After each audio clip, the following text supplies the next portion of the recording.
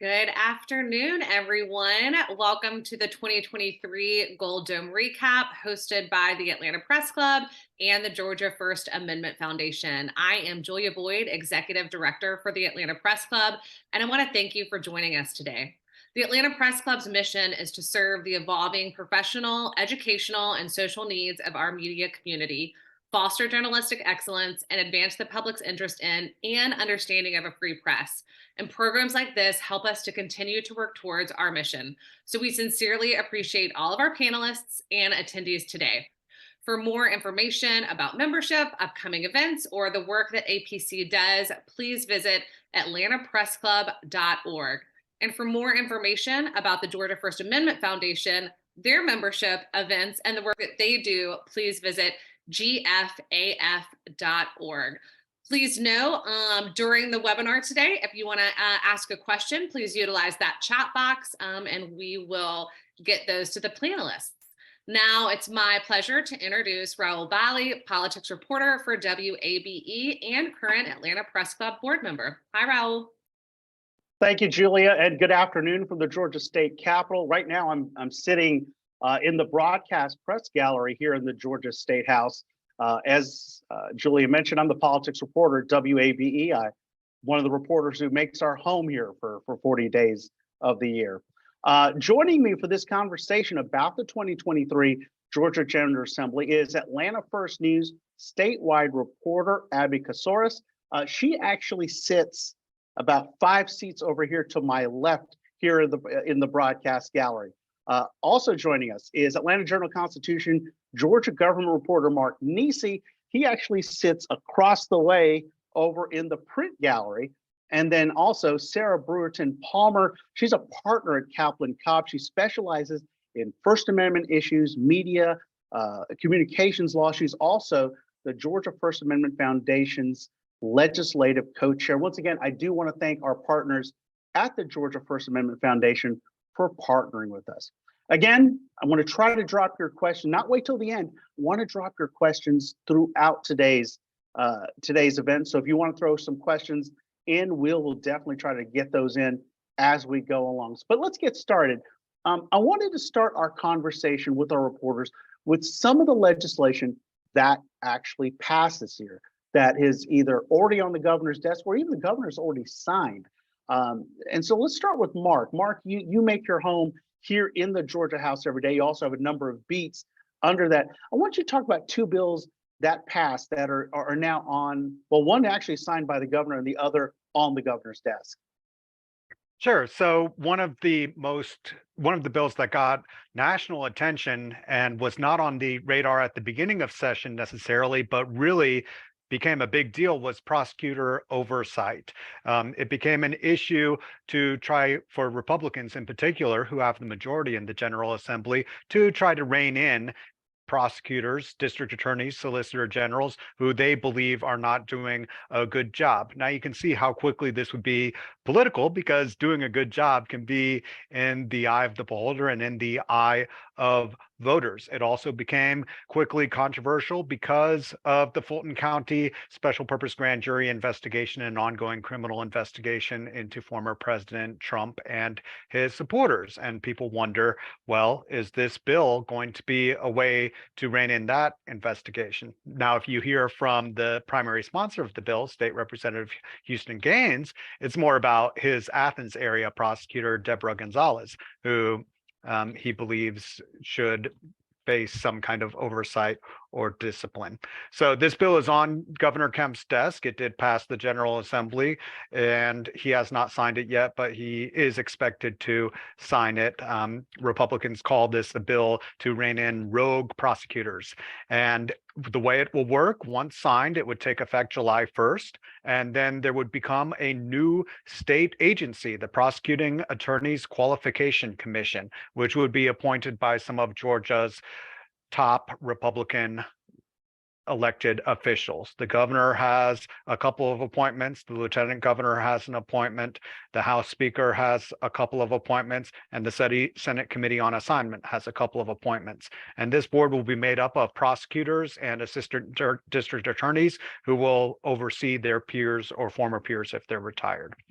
They'll investigate a number of things, what they call willful misconduct, persistent failure to carry out their duties, conviction of crimes involving moral turpitude, conduct that brings their office into disrepute. So, of course, some of the concern here is those are kind of broad categories, and we'll see how this new body will handle them. And the second bill I wanted to mention is the transgender bill, also highly publicized. This bill effectively limits treatments for people who are trying to, children in particular, who are trying to get treatment for gender dysphoria. And this bill has passed. Governor Kemp did sign it immediately. It takes effect July 1st, and but it does have some exceptions. It allows minors to continue receiving hormone treatments if they begin before the law takes effect on July 1st. And it also has exceptions for medically verifiable disorders for sexual development, such as ambiguous genitalia, chromosomal abnormalities. Now, this battle is not over. The ACLU has said it plans to sue, so that will be coming, you can bet, sometime soon. And then it'll be up to the courts to decide how to move forward. But absent an injunction from the court, the law will take effect July 1st, and that'll be the law of the land. And I think the most interesting thing is if both of these laws do take effect is the implementation. That's really what we're going to be watching for, is the implementation. Abby, I want to go to you and talk about a couple of bills that passed, including a bill that I did a lot of coverage on, and that was the bill involving heavy trucks. Talk about the passage of what we call the heavy trucks bill. Yeah, Rahul, I think I saw you at every single meeting, and those meetings, I mean, they really started at the beginning of session and went all the way up until the very end. Now, this was a bill that was extremely contentious, where we saw the Department of Transportation was really opposed to this bill, saying that this would cost us millions, if not billions of dollars in infrastructure upgrades that would be needed because of these increased truck weights.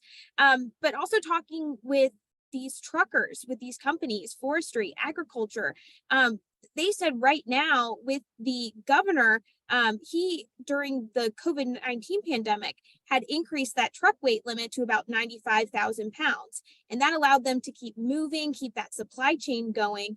And we even heard from one of our loggers down in central Georgia who had said that sunset period that had just started, that had just went in right around the legislative session, really helped him through, and that he wouldn't be able to go back to work as normal doing what he loved if this bill was not passed. Now, this bill is heading to the governor's desk, has not been signed just yet, but that final vote, when we were sitting there, it ended up, that final vote was 93 to 81 in the House.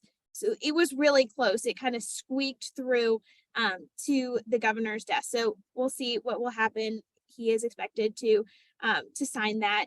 There was a second bill, the biomarker testing bill. Now, this bill was really popular. So whereas one was highly contested, this one, a lot of people could get behind it. And as a statewide reporter, we try to cover things that can apply to everyone. And I think that everybody has had someone who has been impacted by a family member with cancer, a friend with cancer. Biomarker testing is pretty cutting edge. And right now, if you find out that you have been diagnosed with cancer, you won't be given that opportunity necessarily unless your doctor lets you know about it. And this biomarker testing is very cutting edge and can help you come up with a plan about what would be the best option for your treatment. It would cost people about another 50 cents on their insurance premiums. But I had one woman tell me, she said, 50 cents in the grand scheme of things, if that can help you and your loved one, who wouldn't pay the 50 cents? And so this passed pretty unanimously, and we'll also head to the governor's desk. But talking with people who had gone through treatment, they were really in support of this bill. And so that was one we really saw a lot of support on this legislative session. You know, I want to go back to the truck bill for a moment. And the interesting thing about the truck bill was the final bill, even though it passed narrowly, is a very narrow bill. It only raises the weights on very specific kind of trucks, including, as you mentioned, agriculture and forestry. And the bill has a sunset on it. This is not permanent. So I think very clearly this is a conversation that's going to continue here off session, and we may be back talking about this next session, because again, it's the idea, if you're going to put heavier trucks, what does that mean for safety? What does that mean for local governments on fixing roads? And as you mentioned, the DOT fixing roads. Sarah, Abby talks about bills that easily passed and passed with, with only a handful of no votes. A couple of bills that passed that you had your eye on and the foundation had its eye on passed pretty easily, but you guys had concerns about it. Let's talk about those bills. We'll start off with Senate Bill 215, Sarah. Yeah, I believe that was unanimous in the Senate when it first crossed over. So the stated goal of SB 215 was to allow certain public officials to remove their information from public databases showing real estate records. If you've ever, gone to your county website and looked up your neighbor's property information, you can find people's addresses, the name of the person who owns specific property, and the fear that has been animating a lot of legislative efforts, both in Georgia and nationwide, is that records like that can be used to, whether it's doxing or, finding an elected official's address to go protest outside their house, or more nefarious things like the judge that we saw a few years ago, whose son was shot to death by a person who went to her house in New Jersey. So there's been a lot of concerns about, what kind of information is out there and is public for public officials and elected officials. And so the First Amendment Foundation had been watching SB 215 along with a couple of other similar bills from their inception. And in the version that passed the Senate initially, SB 215 was much, much broader than the version that passed out of the House and then was finally confirmed by the Senate to be sent to the governor. So the initial version, it would have changed some language in the Open Records Act, such that government agencies would have been required to redact any personal information of any public employee, not just elected officials, pretty much anybody who works for the state or federal government.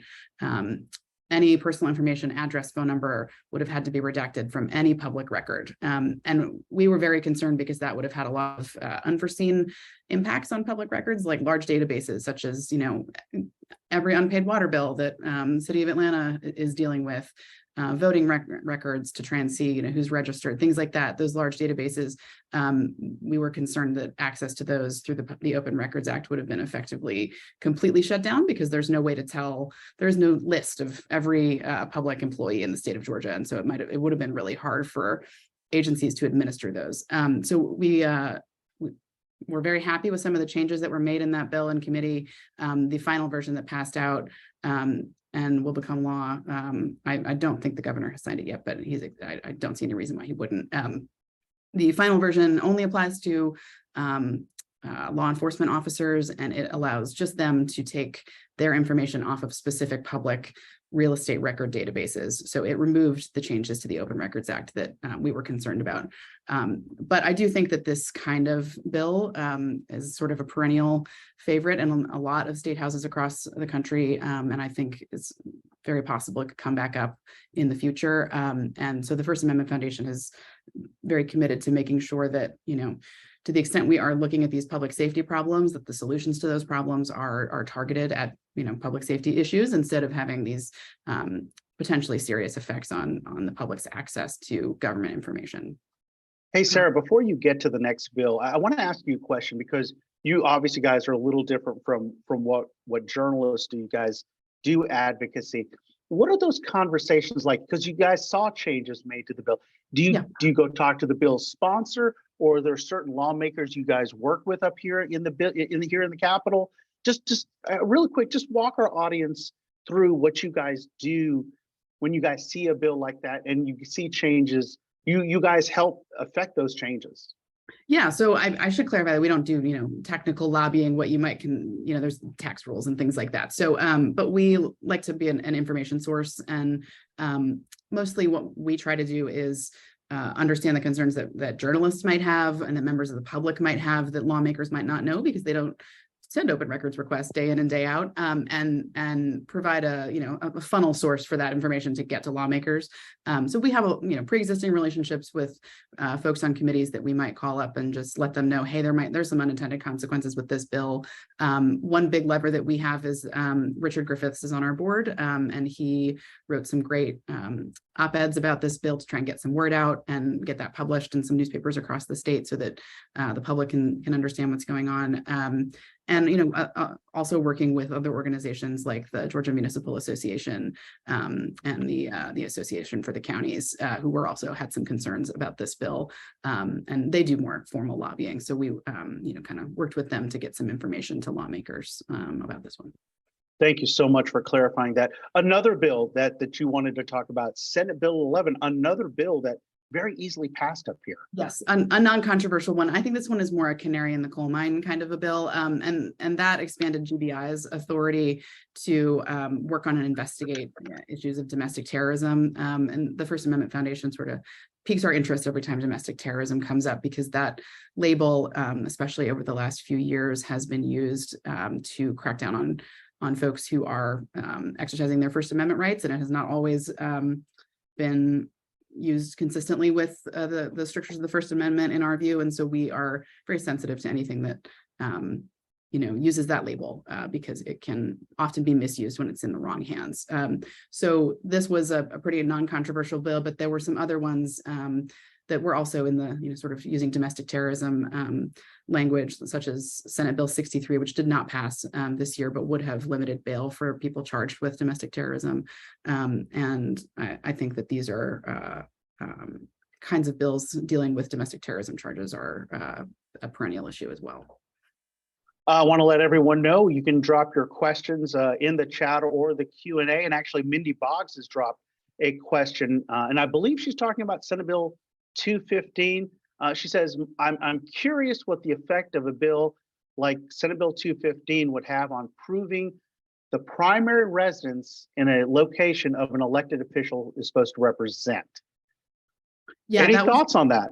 I think that the original version of SB 215 would have had created some issues there, more specifically with the reporting, trying to figure out where elected officials do live, and reporters doing their jobs, as opposed to trying to prove something to the administrative law judges who would handle an official residency challenge. They are probably going to have access to records that would otherwise be shielded from the public. So I don't know if that would be the concern, but I think that's the tip of the spear, right? It's reporters are the other folks who are trying to gather this information, and that would have been shielded from reporters under the original version of this bill, as well as some other ones that were percolating. And that's a real concern, because that obviously makes it hard for people to understand what's going on with their elected officials. For the folks just joining us, this is the Gold Dome 2023 recap. I'm Rahul, politics reporter at WABE, joined by an amazing panel, including Abby Kousouris from Atlanta First News, Mark Niesse from the Atlanta Journal-Constitution, and Sarah Brewerton-Palmer with both Kaplan Cobb and the Georgia First Amendment Foundation.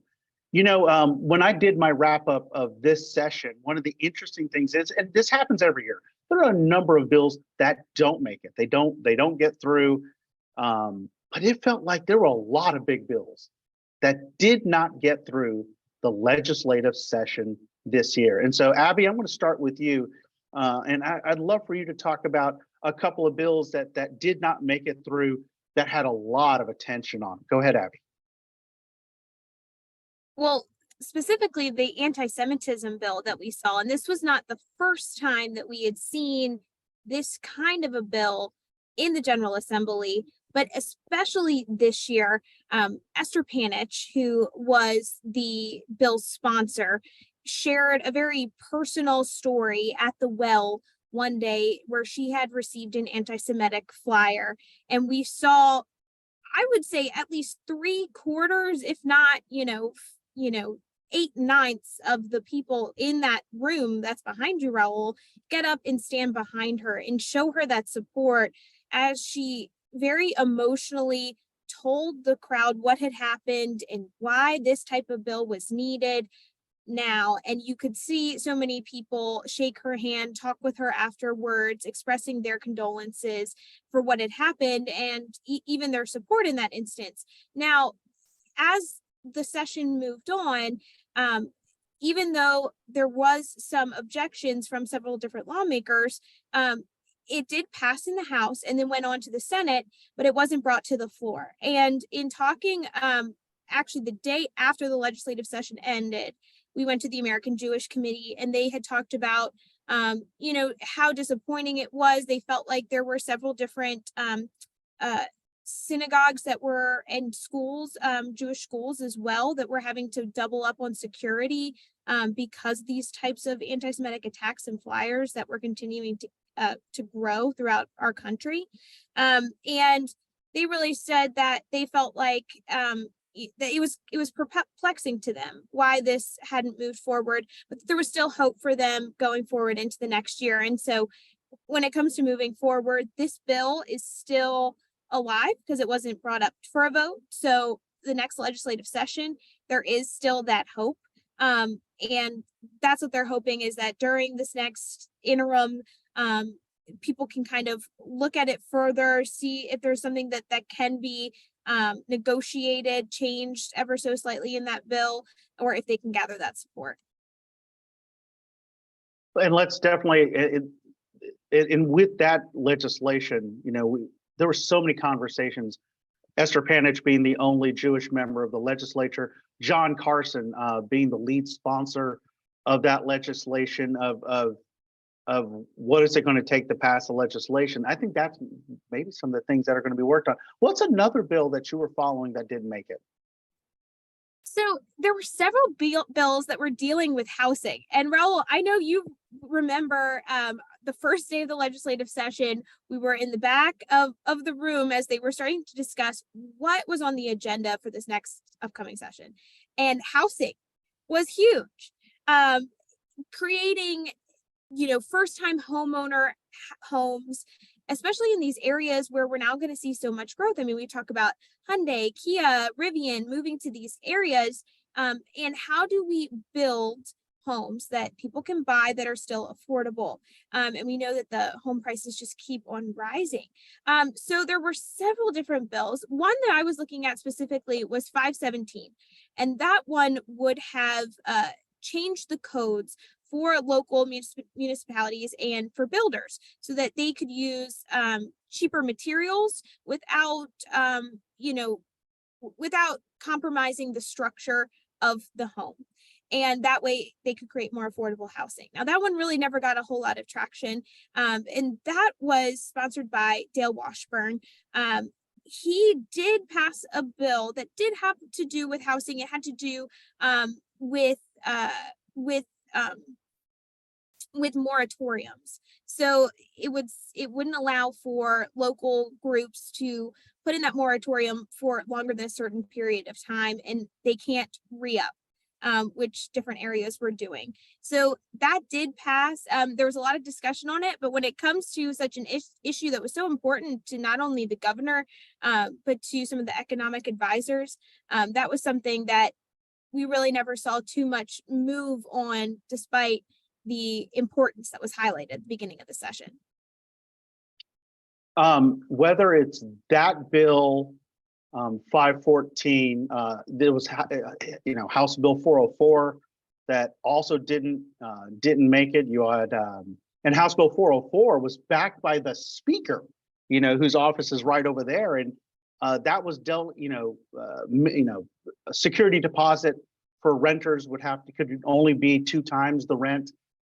You had legislation from Spencer Fry, who his legislation dealt with, you know, in these corporations that are coming in and buying up homes. So, you know, you're looking at all these housing bills, and that was the interesting thing. As you said, at the beginning of the session, so much conversation about housing legislation that didn't get done. And that brings me to Mark. Mark, you know, another thing that everybody was talking about at the beginning of the session, we're going to end runoffs. No more runoffs in Georgia. And that really didn't go anywhere either, did it, Mark? It sure didn't. I think what happened is that we were coming into this session coming off constant runoffs, right? We had the US Senate runoff in 2022 between Raphael Warnock and Herschel Walker. And then in late 2020 and 2021, we had those two runoffs for US Senate that ended up flipping the Senate. And voters, they just kept having to go back to the polls over and over again. And in each of these results, they generally, not always, but generally reflected what would have happened even without a runoff. Usually the leading candidate in the general election wins in the runoff. And the AJC did a poll on this back in January. 58% of voters wanted to eliminate general election runoffs. And Secretary of State Brad Raffensperger said he was on board with eliminating runoffs, although he didn't say exactly which option he preferred, but he did say it would be a good idea. But then the legislators did nothing with it. And I think what's going on there is general discomfort with changing the system by the majority, the Republicans, who, have done pretty well under Georgia's runoff system historically, not as well in the US Senate races over the last 2.5 years or so. But historically, runoffs favored Republicans. Now the tide has turned a little bit. Also, we heard from some Republican leaders saying things like, well, the advantage of a runoff is it means that whoever wins that race got a majority in that election, because in Georgia, a runoff is required if you don't get 50% plus one vote. So you have something of a mandate if you get greater than 50%.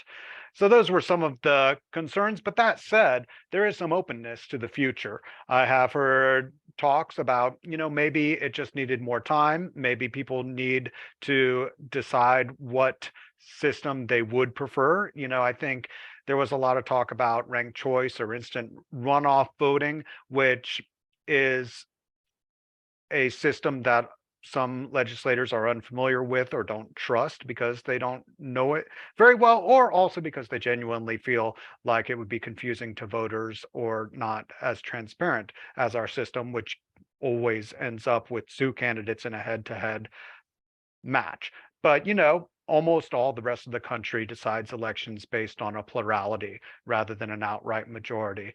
And that does benefit voters in a way because they don't have to go back to the polls all the time.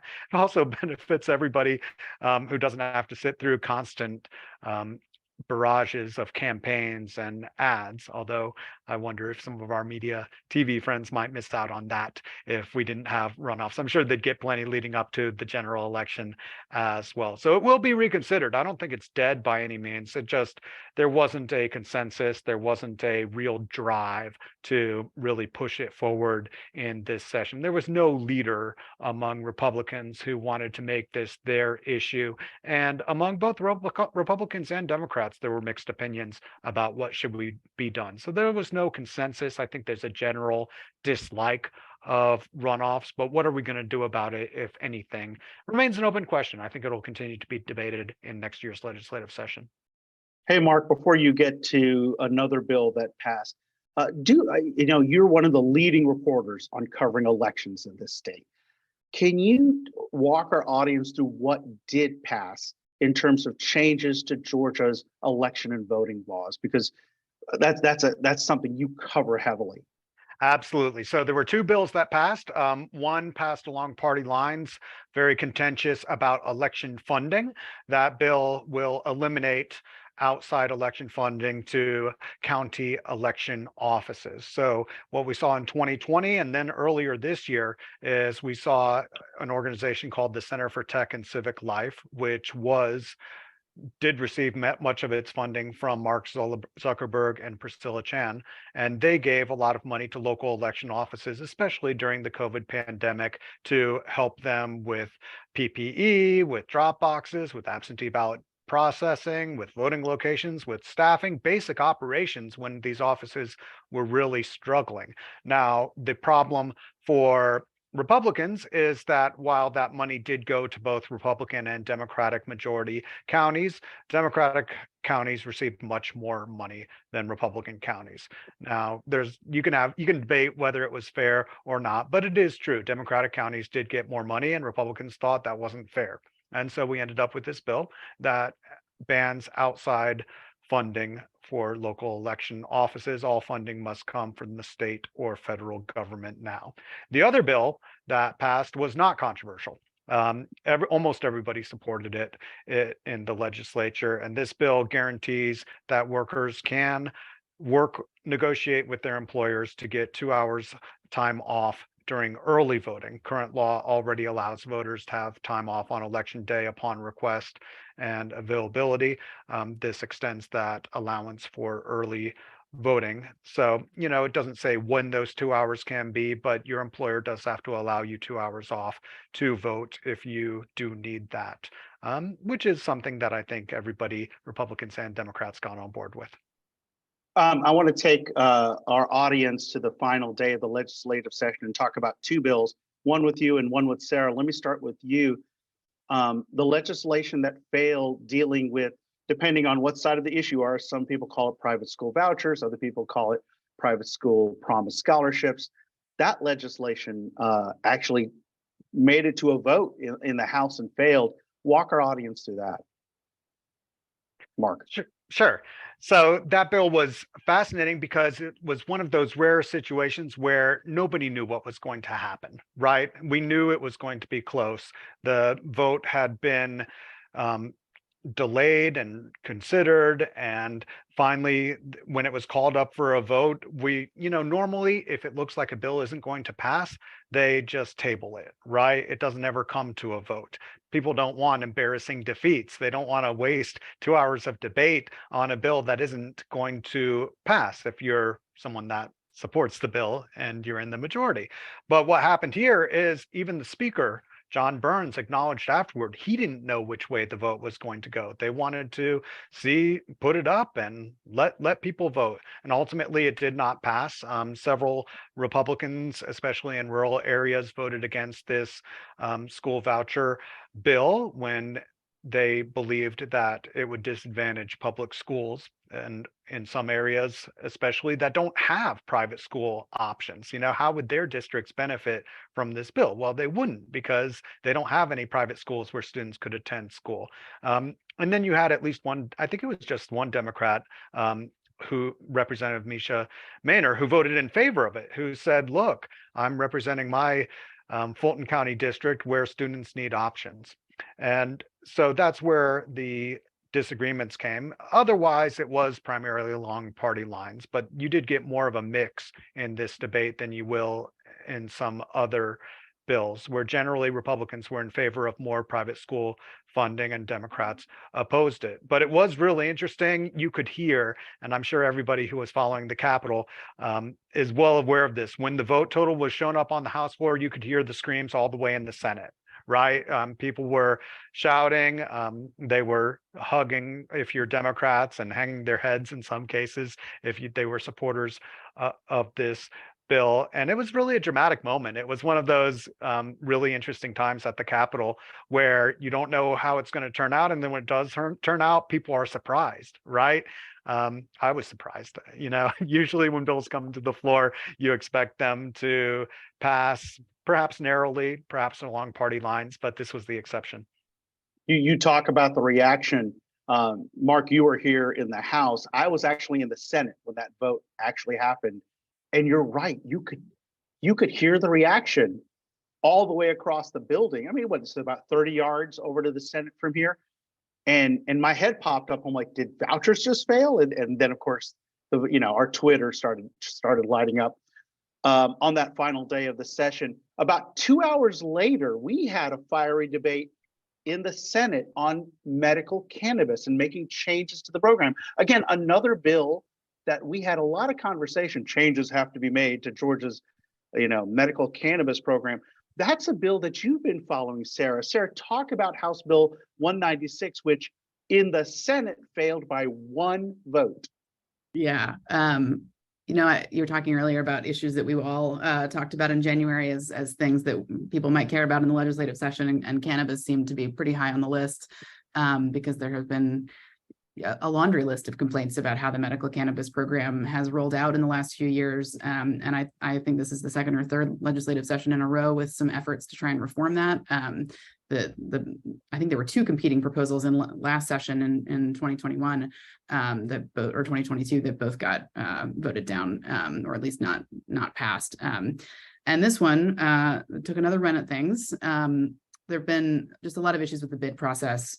The First Amendment Foundation in particular has been following the secrecy around the bid process. And that's most relevant to our mission, but there are a lot of other complaints from other people about the delays in awarding licenses to folks that would be selling medical cannabis, and along with a whole other host of issues in the process. So this bill attempted to address a lot of those things, including the transparency issues, because all of the records of the commission under the original HOPE legislation are presumptively not subject to the Open Records Act, which is a deviation from how bidding processes usually happen in Georgia. There's greater protections around bids and contract bidding because of trade secret concerns that companies might have when they submit bids, but usually a lot of the commission records would be available to the public so that you could determine how decisions were made and why, but here they are all secret. And the First Amendment Foundation has been challenging a lot of those things in the administrative law process with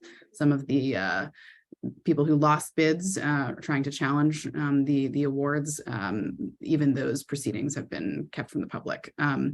And so, this bill would have been great on that front because it would have presumptively made almost everything subject to the Open Records Act that is created by the commission. It would have applied our standard rules for how to handle public records in the bidding process to this process as well. And I think would have let reporters figure out what was going on, tell the public what was going on in a process that, the reason why we have transparency in these bidding processes is to avoid corruption.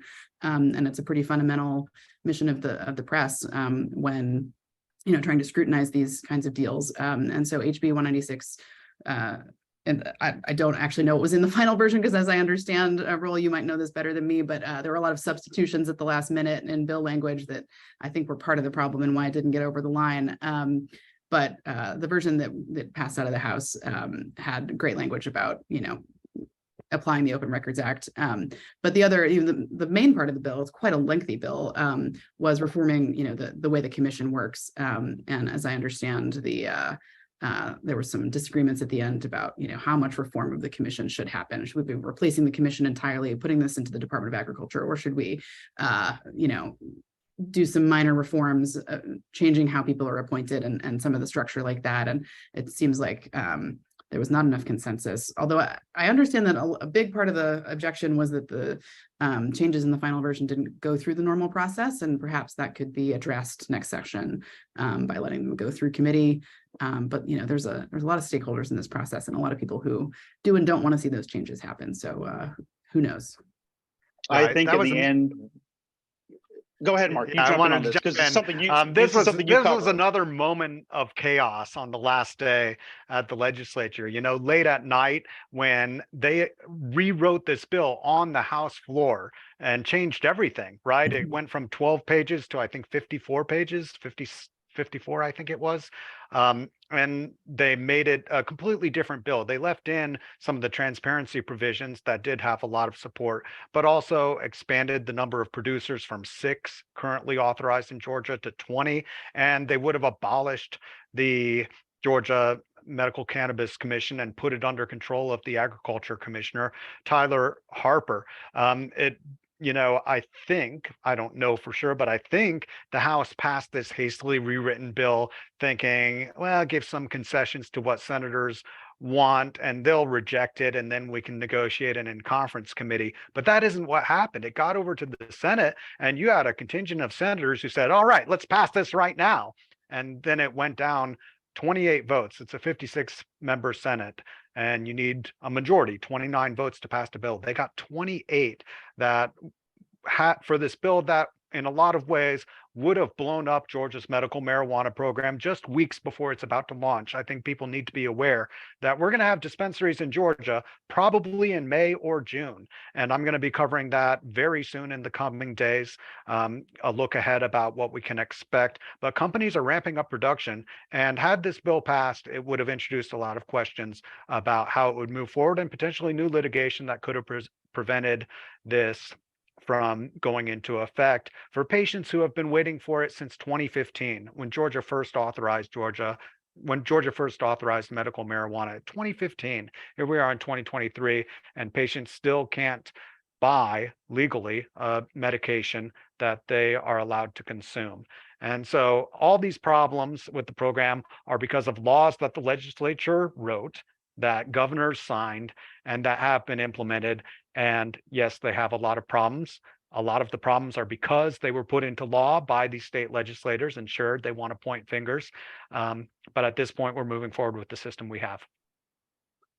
Back to Sarah. Sarah, another bill that did not make it, and it's actually getting some fresh attention because of what happened in Montana. But let's first talk about what happened here in Georgia. House Bill 250, dealing with social media. Yeah, there's been a lot of legislative efforts to restrict or ban certain social media apps, control the way that they're working. I think Iowa just passed some TikTok legislation. There's some being considered in the Congress right now. So this is sort of a piece with a lot of that stuff. How HB 250 would have worked is it would have restricted social media companies' ability to remove content such as misinformation that violates the platform's terms of service. Would have treated it a lot more the way that the First Amendment and the government operates, where you are not allowed to regulate content, and treated social media spheres more like a public square. The problems, abound with that, and that the companies that are running these apps themselves and these platforms themselves have First Amendment rights that likely would have been abridged by some of the restrictions in HB 250. And they're not the government. That's the reality. And so the First Amendment issues there are pretty thorny and tangled, and they haven't really been litigated that well yet, because this is sort of cutting edge legislation that's coming up. So that bill did not survive crossover day, but there was something similar introduced last session, and it does seem like Montana, Iowa, and the federal system, this stuff is starting to bubble up, and there's a lot more appetite these days for legislators to start regulating social media companies, both in terms for privacy reasons, but also for their own regulation of things like misinformation. Do you have thoughts on the little legislation that's been passed in Montana, and I think you mentioned Iowa as well? Yeah, I haven't been able to dig into those too much, but it definitely seems like a bit of a Pandora's box to start regulating the way that all this stuff happens, because there are a lot of really tangled First Amendment issues when you're trying to tell a private company what it can and can't do with its own platform that it designs and runs. That's a tough area. So, for those of you just joining us, this is the Atlanta Press Club and the Georgia First Amendment Foundation's Gold Dome 2023 recap. We're looking back at the 40-day legislative session. If you've got questions or comments, you can drop something in the Q&A or in the chat. And one of the people who's dropped something is our friend Maggie Lee, talking about, can you name some other moments of chaos? So we talked obviously about medical marijuana, the vouchers bill. If I'm going to think back to another moment of chaos, was the day or two before the vote on Buckhead cityhood here in the legislature. Just kind of, you had the governor's office drop a legal opinion raising real questions about the Buckhead cityhood movement. And for those people who wonder why that movement's different, I've always tried to explain this versus other, cityhood. And for example, you've got Mableton selecting, voters in Mableton picking a mayor and 4 members of city council today. Mableton, like other cities, was a city being cut out of a county. Buckhead was cutting a city out of an existing city, which brought its own level of financial and legal questions. And if you talk about a moment of chaos before it went down, I remember those hours before the Senate vote, I had people over here telling me, we got the votes, people over here, we got the votes, and plenty of people who had no idea what was going to happen with that vote before it did fail. I'll throw it out to the rest of you all. Well, Mark's got his, Mark, well, again, Mark, as I've mentioned, Mark sits over here to my right, Abby over to my left. What do we talk about a moment of chaos for you, Mark? We have to talk about the soapbox derby, right? That was a great one. Yes.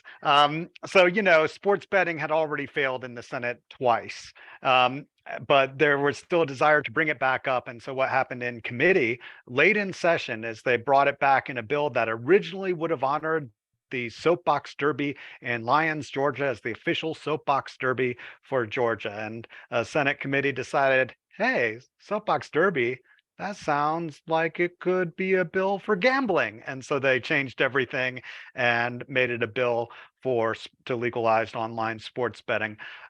The bill did pass that committee that morning, and then it never came up in the Senate. Lieutenant Governor Burt Jones said he wanted a verdict on sports gambling, but he didn't call it for a vote, presumably because it didn't have the votes. And especially late in the session, it was pretty clear that most Democrats in particular were not going to vote in favor of sports betting, kind of as a position against some of the other bills that they objected to that Republicans had pushed through. They weren't going to give Republicans what they wanted on this bill, especially when Republicans themselves were divided on the issues. You can find some Republicans supported and conservative legislators who, based on moral or religious grounds, feel like sports gambling should not be something that we want to legalize in the state. But that was really interesting. And I did want to mention, we always talk about looking forward to next year. Sports betting is a big issue every year. It has not passed yet, but every year, wait until December and January, we'll be talking about it again. I think my big question is going to be, what is the outreach going to be to Democrats? Because it's very clear the Republicans are going to need Democratic votes. What is going to be that trade? What is it? You know, House Minority Leader James Beverly has said it to me. He goes, this is an area that we have leverage. You know, this is something that Democrats can get something that they need or want. So, Abby, moment of chaos here for you. I was going to mention the soapbox derby bill because I mean, that day, I remember going back, it was an early morning meeting when they had slipped that in there. And when we all found out about it, this being my first session, I just had to look at everybody around me and say, how could they do that? And like Mark had described, you know, especially with the similarities between the bills. But I also think Representative Lisa Hagan then stripping her wording, rebuilding that bill, and then also getting that for her district was also a pretty big one of those win moments. You feel like when she returned to the well and said, you know, I really thought I wasn't going to bring this back up again, but you know, can I please get your support? And then everybody cheered for her. That was another moment this session where even though you go through the roller coaster, you end up on the other side. So that was probably one of the crazier days. You know, now that two people have mentioned, I might as well mention too, if you want to go back and watch a very interesting hearing, go watch that hearing where the legislation got swapped out. It was very clear that State Representative Lisa Hagan, who's from Toombs County, and represents the Lions where that soapbox derby was, they didn't tell her it was coming. They didn't warn her. That was a very unhappy representative. And I think at the very end of the meeting, she goes, you know what? Just take my soapbox derby bill out, please. It was, you could feel it, you know, that kind of frustration. Sarah, kind of from a distance, what were kind of your moments where you're scrambling, whether it was crossover day or sine die, or for you guys? Well, I have a lot less scrambling than you guys, so you get all the fun right there on the floor. We were scrambling a little bit with SB 215 just because when it passed over into the House, there was not a normal subcommittee meeting for it. It was only brought up in committee. And so the public comment was kind of a little unclear how that was all going to go down. And there was a lot of confusion about what would happen with that bill. We were getting 6 different stories about the plan for what to do with that bill. And what turned out was not one of the stories that we had gotten. So it's hard to, read the tea leaves sometimes and tell what's going to happen at the last minute. But mostly, my version of legislature is calm and involves live streams. So thanks to you guys for being on the floor and seeing all the chaos. So we've now got a few questions that are now being dropped in our Q&A. So let's go through these quickly. And guys, raise your hands if you want to jump in on one of these. We've seen some reporting on some of in the state of Georgia, when for example, someone who was innocent but was found guilty and served jail time. Well, the process here at the state capitol is that's done as a piece of legislation, the compensation for that person. Well, you may have seen that there were a few people who believe they should be compensated who did not. That legislation did not get through.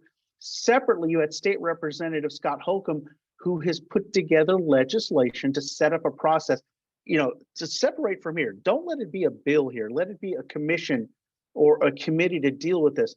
Anybody here want to jump in on that, on legislation that would take the process away from the legislature on how to compensate people who, for example, wrongly convicted? Mark? Sure. So this is actually on the front page of today's Atlanta Journal-Constitution about this issue. These are people. This year there were 4 men who were all exonerated. All their charges were dropped and they were released from prison after spending decades behind bars for crimes they didn't commit.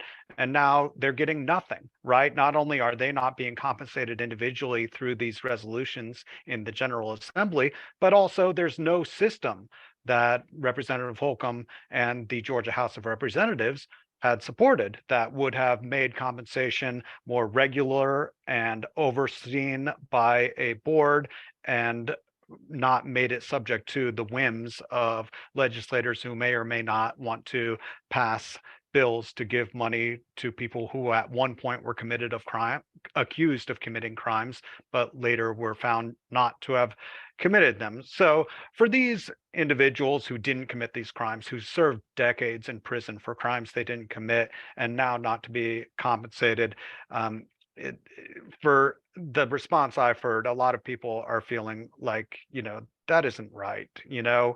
Whether, no matter which end of the political spectrum you're on, whether you believe that criminals should go to jail for life or they should be granted more lenient sentences. For people who are innocent, they should not be in prison, and generally they should be compensated when the state government makes that error that takes away their life and liberty.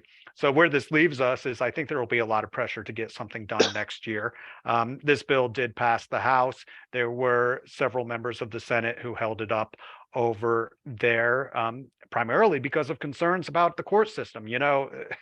It's up to judges and juries to decide who's guilty and innocent. But in this case, we had senators say they didn't really believe some of these people were innocent, even though their cases had already been decided. I do suspect we'll have a lively debate next year about whether to revive this system and perhaps make it more routine for when somebody is eventually exonerated to give them, some compensation. Abby or Sarah, you want to jump in on this before I get to our final question that we have here? I think Mark. Question from Meredith Fletcher. What is the latest on Senate Bill 216? Now, this is legislation, first of all, that did pass both the House and the Senate. It is now on the governor's desk. It passed unanimously on both, and it has to do with what's called respite care for foster parents. And this is basically giving them the relief or care while they're in that process of taking in a foster child. I have not heard anything about this bill having any issues now that it's on the governor's. It is a bipartisan bill. You had Republicans and Democrats on the bill. So my understanding is this legislation on giving respite care and for example, short-term babysitting is on the governor's desk. I have no reason to believe that that legislation is not going to be signed, but we will see. I want to wrap up here and just final words from everybody before we finish up here in a couple of minutes. Sarah, just kind of final thoughts and maybe looking ahead to 2024, or maybe you don't want to look ahead to 2024. I think we deserve a little bit of a break, but yeah, this was a very eventful legislative session in a lot of ways, but in particular with First Amendment issues. And I wasn't necessarily expecting it to be quite so momentous, but yeah, I think there's a lot to unpack after this session, and I think a lot of the issues that we talked about today are going to come up again, even for some of the stuff that passed. I think they might take another run at a lot of this stuff. So I think we'll be having a lot of these same conversations come December and January. Mark. Yes. So we have short-term laws will take effect July 1st for the most part, unless it's written in that they take effect sooner. So stay tuned for that. Governor Kemp will be signing or vetoing laws 40 days from the last day of session. Is his deadline. I believe that falls on May 8th. That'll be a big day to look for. And watch the courts too. We have Georgia Supreme Court ruling on abortion coming up. We have redistricting cases from 2021 coming to trial in federal court. We have a number of voting rights cases going to be heard in court. The 11th Circuit Court of Appeals is going to decide on public service commission districts. You know, currently everybody in Georgia votes for all 5 of our public service commissioners, but they're assigned to districts. The debate there is, should we have representative districts or the statewide system, which has resulted in entire Republican control of the Public Service Commission? And then looking ahead to the 2024 election year, it's going to be a presidential election year. That's going to drive the legislative session next year. Everything is going to be through the lens of how this is going to play with voters who are paying closer attention when they are planning to go to the polls to voice their preferences. So I think next year will be even more difficult than this year and even more unpredictable, right? I think politicians in particular will be very sensitive about what they do and don't vote for. I want to say everyone's favorite dirty words in this building, and if something's thrown at me, that's not my fault. Special session. Because if the Public Service Commission ruling comes down a certain way, we may be up here for a special session. Abby, help us wrap up here. Yeah, I mean, I think we've talked about affordable housing, but there's still so many questions with companies continuing to move, people wanting to move to Georgia. That's going to be a big talker. And also electric vehicle legislation. We saw some of that this legislative session, but as the companies are moving towards more electric vehicles, we just saw that big announcement about the EPA. How does Georgia then create taxes in which they can continue to invest in infrastructure and development if people are starting to lean more electric? So I think that would be something we'd get to see next legislative session. I think transportation is going to continue to be huge, getting to sit on some of those committee meetings. Certainly the roads are going to look a lot different in Georgia as we keep on having more people move to our state. And I want to wrap up with one other bill that failed, but I absolutely expect to come back next year. And that was the follow-up to the Mental Health Parity Act, and that bill not getting through. I fully expect that those conversations are going to be had between now and the next session on how to pass. And that really, for those who are following the legislation on mental health and substance abuse, is creating a bigger workforce. Because just because you and me have insurance to cover substance abuse care or mental health care, if there are no providers, that doesn't really help. So that's another thing that I'm going to be watching for. Hey, Mark, Abby, Sarah, thank you so much for joining us. For my colleagues at the Atlanta Press Club, thank you so much. To our partners at the Georgia First Amendment Foundation, thank you so much. Everybody, thanks for joining us for this recap, and we'll either see you for the session or the special session. Let me throw it back to Julia. Thanks everybody for joining us today. Thank you, Rahul, Sarah, Abby, and Mark. And again, thanks to all our attendees for joining today. This was recorded, so we will put it up online for you to view again or share with friends.